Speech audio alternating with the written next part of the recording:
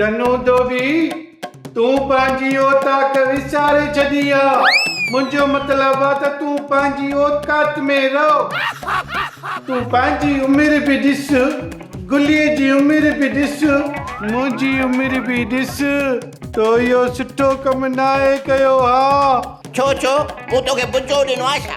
जेकॾहिं इहो नेक कमु करी आहे न धनु धोबी त मां तुंहिंजा इहे किना पेर बि धोई पिया।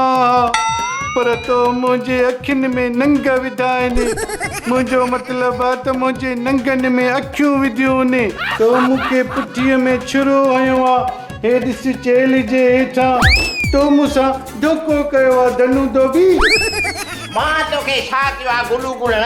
कुझु बि नथो चवां, वञे तो मथे ते चढ़ंदो। हा पंहिंजे अखियुनि ते ऐनक चाढ़े छॾींदो कर न। अरे अखियूं नंगियूं तूं त सभु को ॾिसंदो। मूं ॾिठो त छा थियो? मुंहिंजो नालो थी धनु धोबी। अहिड़ी हणंदो मां गोभी जो घर बि हथ कोन ईंदी। हा धनु धोबी तो मुंहिंजी गुलीअ सां पेच पातो आहे जेको गैर इख़लाक़ी ऐं गैर रस्मी आहे। मां तुंहिंजे हिन कुदे अमल जी भरपूर मज़म्मत थो कयां, एहतिजाज थो कयां। छा मतिलबु आहे तुंहिंजो? प्यार त हिकु फितरी अमल आहे न। मूं गुलीअ सां प्यारु कयो न आहे, उन सां मूंखे प्यारु थी वियो आहे। ऐं प्यारु करणु ॾोह न आहे। त पोइ धनु धोबी पंहिंजीअ सां वञी प्यारु कर न। मुंहिंजीअ सां छो तूं प्यारु करी तूं भला? पंहिंजी हिते हुजे हा त पोइ मां गुलीअ खे अखियुनि में छो विहारियां? धनु धोबी तूं मुंहिंजी गैरत खे छेड़ा ॾेई रहियो आहीं।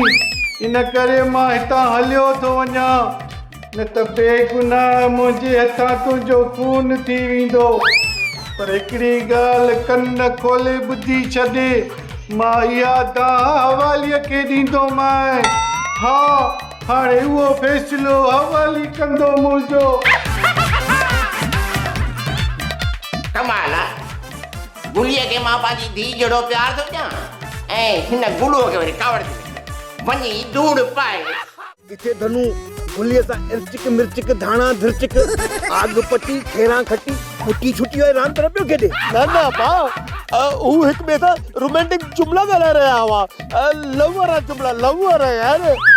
मां पाण पंहिंजी अखियुनि सां ॿुधा ऐं कननि सां ॾिठा आहिनि। टोनी तव्हां जुमिलो ग़लति ॻाल्हाए विया आहियो। मुंहिंजो मतिलबु आहे त तव्हां जुमिलो उबतो ॻाल्हाए विया आहियो। ॻाल्हि त तव्हांखे सम्झ में अची वई न?